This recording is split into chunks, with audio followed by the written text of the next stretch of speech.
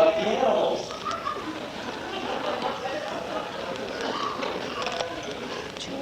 Recently, this summer, I was all over the United States with a band that I'm in, and I got to go back to my hometown that I get to see once every 8 or 10 months or so. And I was driving around in my friend's car, my friend Ian, and he took me by all my old neighborhoods. And in the space of like 35 minutes, I saw 20 years of my life go by. And I wrote this thing called Driving Ian's Car. Me and Ian went for a drive in his car. We went over Key Bridge where I used to walk home from work. We drove down M Street. We drove down R Street, past that place where that black dude slammed my head up against the wall of an alley and took my tape player. Past the place that dog looked me in the eye a split second before a car ran over him, covering my shoes with blood. Past the block where that hippie girl put flowers in my hair while her male companions turned over cars one by one. Past Montrose Park, past Jackson School where I went the first, second, and third grade and got my ass beat and harassed because I was white in 1969. Got held responsible for the death of Martin Luther King.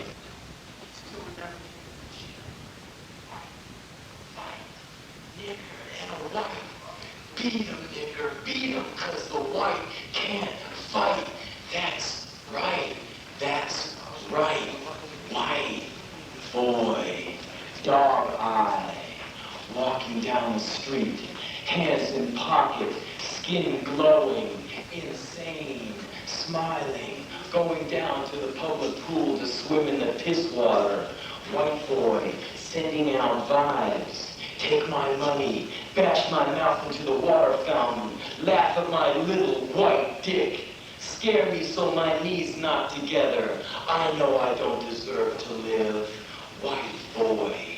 I can still remember how my stomach would twist and my head would grow light. Down 30th Street, over to Q Street, past my old bus stop, past that apartment where that young white boy was raped and made to play games with that black dude. Back onto Wisconsin Avenue, past 7-Eleven, past the library, past the Safeway.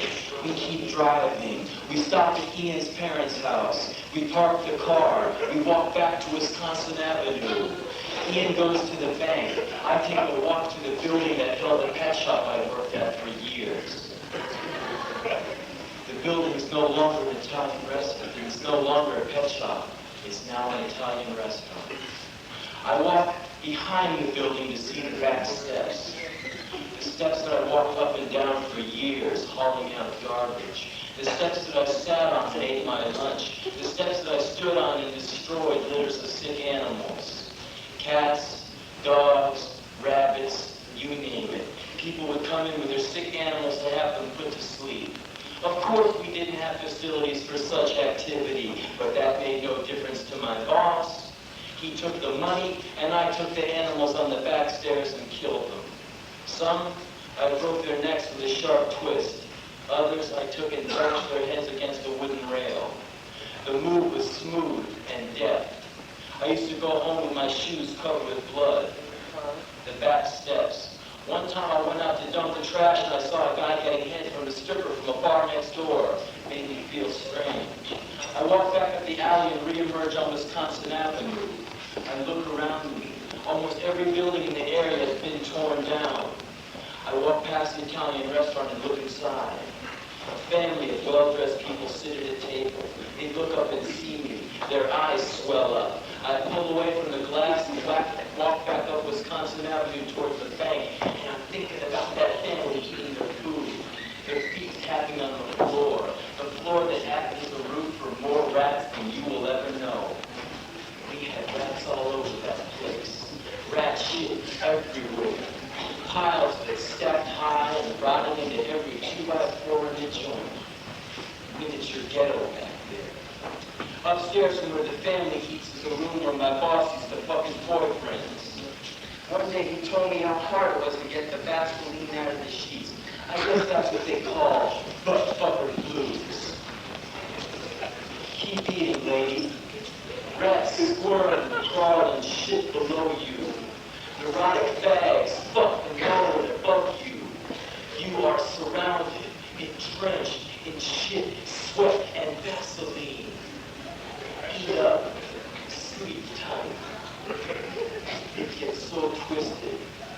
so distorted that I locked myself out of my own house. I look at myself, looking at myself, inverse to inverse, turning inside out and the other way around. I'm gonna wait until the ghosts come out again. I'll see my boss walk through the rear walls, naked, heaving, smelling of shit, complaining about the sheets and how bad he hates the niggers in this city. That was one of his obsessions, his black hating. He had this huge bull mastiff that he trained to hate blacks too. He would say, "Tannis, don't you want to eat a nigger today for lunch?" There's ozone in the air now. I'm sitting in a room with an open window. The ozone air comes flowing in gently. So gently that I might just drift off with it. I get lonely when the ozone comes out. The smell that makes me remember lonely times, always. Gray, cool, and empty, leading to a cave in. I've been to that window ledge before. I never jump. I never have the guts. I just sit in a chair and contemplate my body falling through the ozone. Thinking of girls, thinking of how it never works. Never, never, never. And then you die or just go to sleep. A while ago, when I was about that time, I went for a drive with my mother through these mountains. And we got to this one place where you could smell like a barbecue was happening. And I said, "Oh, cool, we could get some trees." So we kept on driving, and we came to the place where this barbecue was, but it wasn't a barbecue. It was two station wagons that crashed into each other, and there's all this human meat cooking all over the place. And unfortunately for my mom, the ambulances hadn't got there yet, so all we saw was these burning bodies and all this cooking meat all over the place. And, you know, it smelled like McDonald's to me. I always remember that time because my mom kept trying to put her hand over my face. "Don't look, don't look." And I go, "No, I want to look, I want to look. I want to see the fucking dead bodies burning."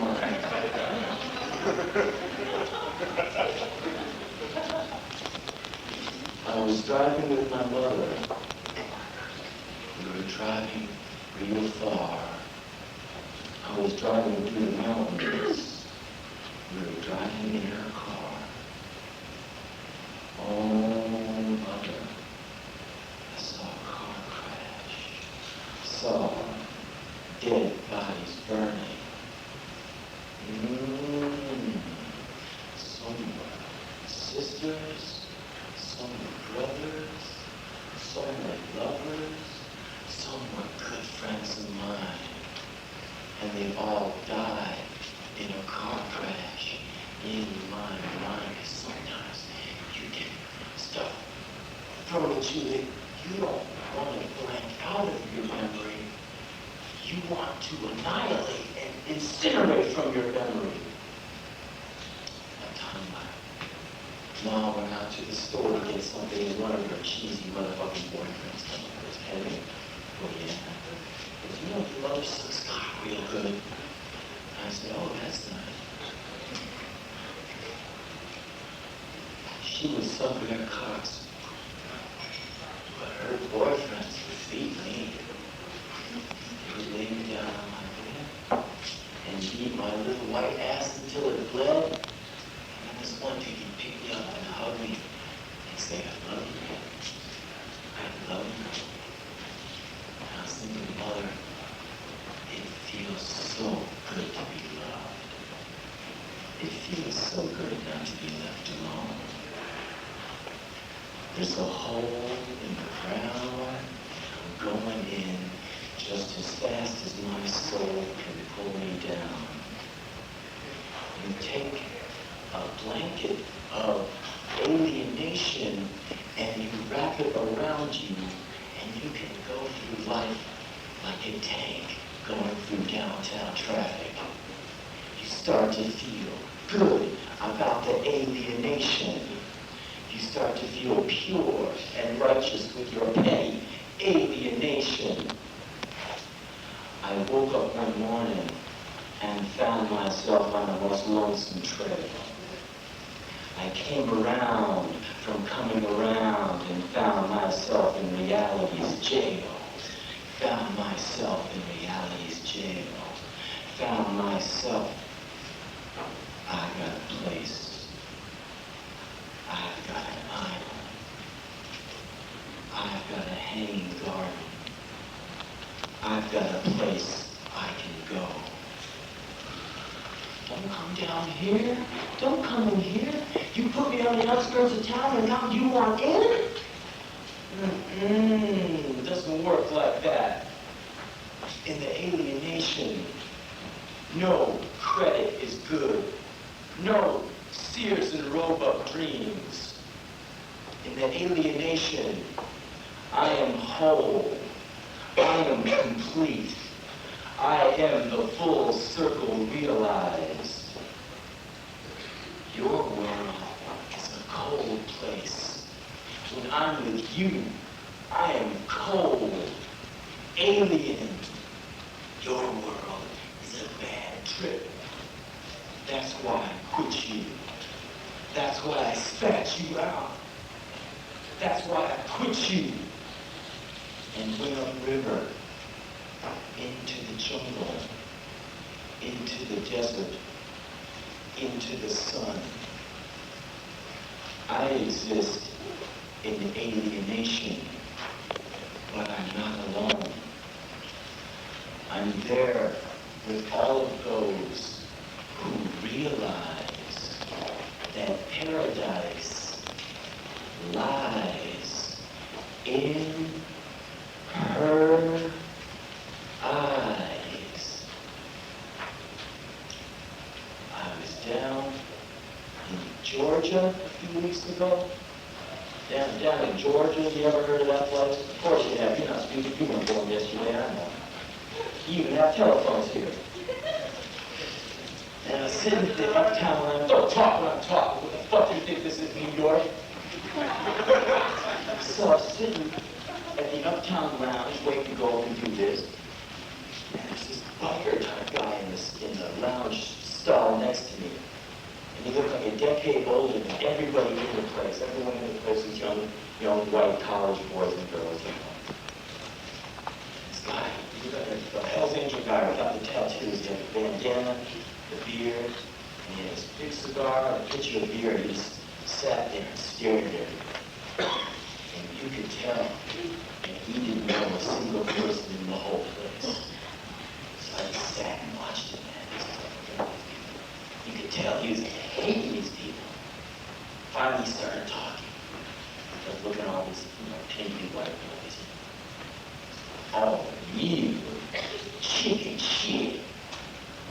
None of y'all were in Vietnam. Yeah, man, I was in Vietnam, man.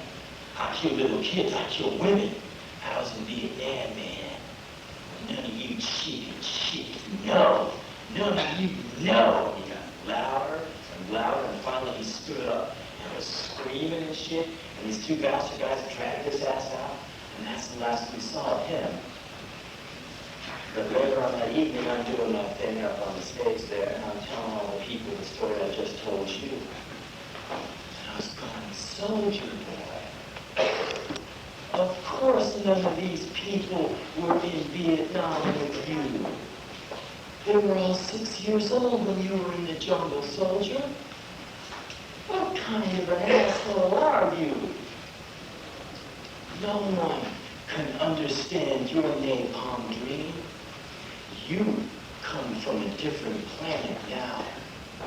And by the way, soldier man, from somewhere, somehow, you must scrape together the intestinal fortitude to suffer your wounds alone. Because this public bleeding on these people who don't need it is bullshit, soldier. If you're going to do it right. Do it alone. cry alone, drink alone, suffer alone. Try it. Not as much fun, is it? At your home at night, you hear a sucking sound. You look up, all the windows and doors of your house disappear. Yeah, locked in the room of yourself. Turn down the lights. Glowing claws will grab the hands of your clock and stop them dead. This night has no end. The sun lies in an alley, stabbed and bleeding, and is never coming up again. Alone. Get a mirror. Get some baling wire and tie the mirror to the front of your face. So every time you open your eyes, you are forced to see the person that you are locked in with.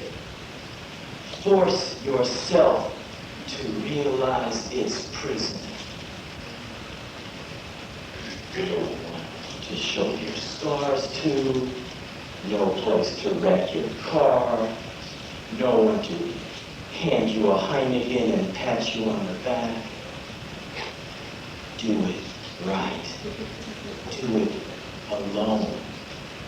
And then you will understand that you don't need them to exist. Here's this other thing. My father died last winter. He just died.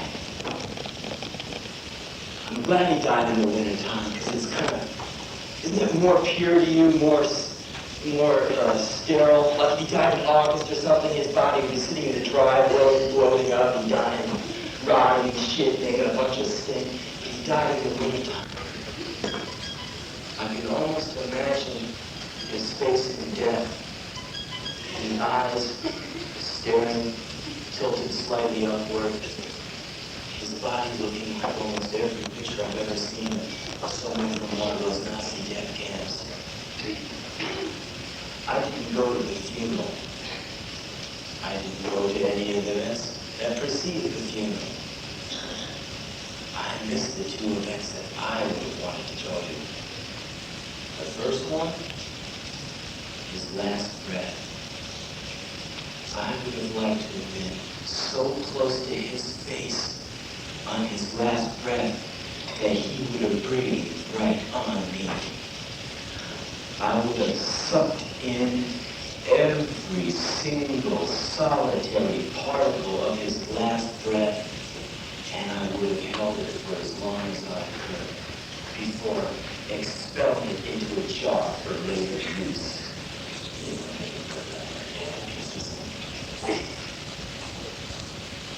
I also missed the other thing, the autopsy. I would have loved to have seen his body mutilated in cold, brutal, precise surgical fashion. In my dream, I hover above his corpse and look down. He looks pathetic. His little cock shriveled up gray blue. He looks like dog meat. He looks stupid. I hate stupidity. I descend from my perch above and kick in his brittle ribcage with my steel-cap shoes. The coroner waves me off and asks me to please refrain until he has conducted his investigation thoroughly. Respecting a job that needs to be done, I walk across the room, pull out a folding chair, sit down and read Mad Magazine. It's hard for me to concentrate on the contents of the magazine because the cunning and squeezing of my father's corpse is captivating. I ask to help. I am denied, of course, as it is usual policy for the civilian to have no part in autopsy proceedings. If I could, I would have got his heart. pulled it right out of him, wrapped it up in some tin foil, thrown it in the backseat of my Porsche, driven to my 80-acre stake in Malibu, California. Would have had one of my several scantily clad blonde females cook up the heart in a hearty boozle. I would invite a few industry friends over. We could sip expensive white wine and drink Perrier water and nip at leafy green salads and engage in small, meaningless conversation and dine on my father's heart. I think that would be a spiritual and intimate send-off. Now, for me, this would take a lot of intestinal fortitude because I am a vegetarian. But the opportunity to dine on my father's heart is one that is irresistible to me. Now, man, the fucking drag of this thing, man. You fly in an airplane, 10.5 hours, in this little airplane, and if the pilot's high or fucked up, you could crash it and just go, hey, we fucked up? And you come all the way out here, and you guys have a really nice place here, and they only give you 20 minutes. And I would really like to lay into this for a few days with y'all, but I'm kind of short on time tonight, so I'm gonna have to wrap this shit up, you know. There's this little thing I wrote today, just because I just can't help myself, because I'm a very weak person. And this is just this thing, it doesn't even have a name. I've been walking down the streets here in good old Amsterdam, and I've been getting assaulted by the pulchritude of the local female population. I would be a liar if I said that I, Henry Rollins, the P.O. Box 2461, Redondo Beach, California, and USA, would not like to personally adhere orally to the junction of the ambulatory limbs of some. That is to say, when I see some hot blonde Dutch woman walking down the street, I think about eating some pussy. You know what I'm talking about, and Lord have mercy. Anyhow, things get hard and things get wet, and all the priests, feminists, and hypocritic punk rockers howling at the moon and playing sad Joni Mitchell-esque songs on acoustic guitars in San Francisco coffee houses cannot stop this from happening. Have mercy, they will tell you that it is evil. With every erection, a sexist pig is born. With every drop of lubrication, another whore hits the streets. The holy ones who have risen above this lowly, disgusting activity don't fool me for a second. They just find more secretive and righteous ways to relieve their sexual attention. One guy, that's for sure. They don't do it with the lights on. Brothers and sisters, drop your drawers and get down before it's too late. Thank you.